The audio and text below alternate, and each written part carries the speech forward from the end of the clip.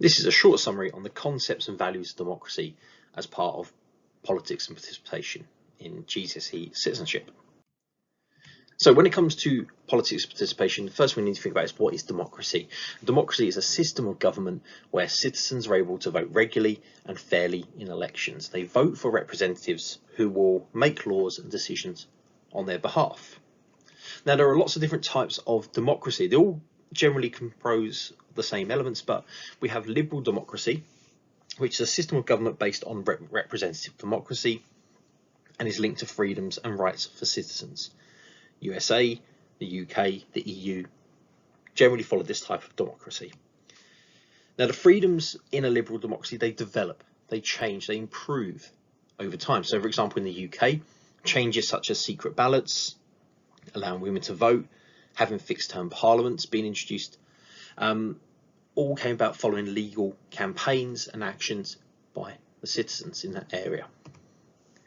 Direct democracy is a system of government where all citizens take part in a decision-making process. Most recent examples of this would be use of referendums. So examples of referendums have been the EU membership in 1975 and then again in 2016.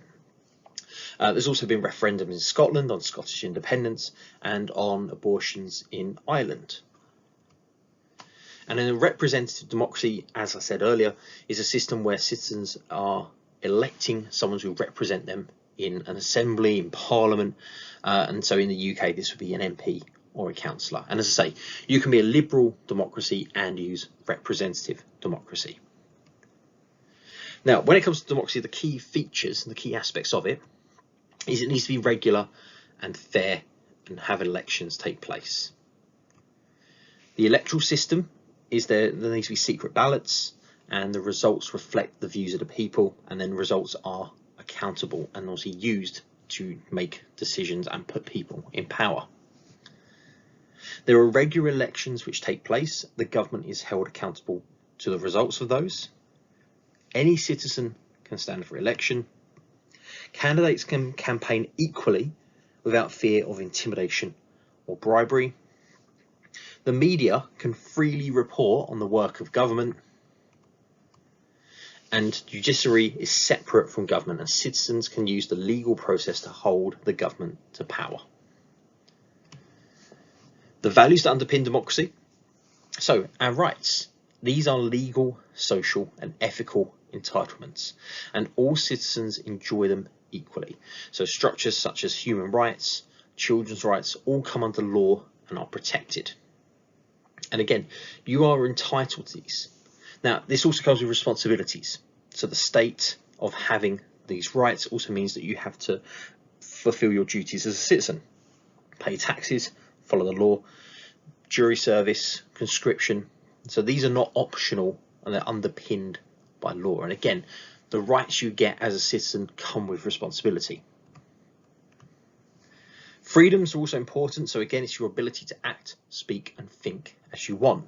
So you have freedom of choice, freedom of the press, freedom of movement. Obviously, with this freedom, there are again responsibilities come into play, that you can't break the law, but you have to use your freedoms within the confines of society. So everyone has to obey the law, as I briefly just said. That doesn't matter what your gender, your class, your level of wealth, religion, you all have to follow the same laws. And this also links to equality. So we're all treated equally, fairly, and there's been greater legislation and protection to ensure equality in society, particularly when it comes to sex discrimination, race relations, sexual offences, same-sex marriages and equality rights for all different groups. And one of the big things is the Equality Act of 2010, which has combined a number of equal rights and human rights. And last but not least, with the different types of government. So we have a monarchy, which is the first one, which is a government where a family or a sort of a monarch rules the kingdom, the country. So that would be the example of the UK. We have a monarchy. A dictatorship is a rule by an individual or group with no democratic aspects. They take total control of government, of state, of a country. You have a communist government, which is governed by one party. There's limited choice to officially approved candidates. And this examples, recent examples would be China, historic ones would be the Soviet Union. You do get one-party states, which again very similarly is one political party which exists and runs the country. It's often associated with communist forms of government. So Vietnam, Cuba, but also North Korea would be an example of a one-party state. You have oligarchy, which is obviously government which is run by a privileged few, normally self-appointed, often have wealth or power behind them. You have anarchy, which is a state of lack of control, almost a government where there is no control, and this could be due to the breakdown of society during a civil war or generally war, and a country is divided into different groups, different areas run by warlords. And then you have theocracy, where a religious leader runs a country. So Iran would be an example of this, where they have religious leaders in positions of power running the country. And there we have it. So there's a very quick overview of democracy, its values, its sort of elements and types, and obviously just a few examples of governments.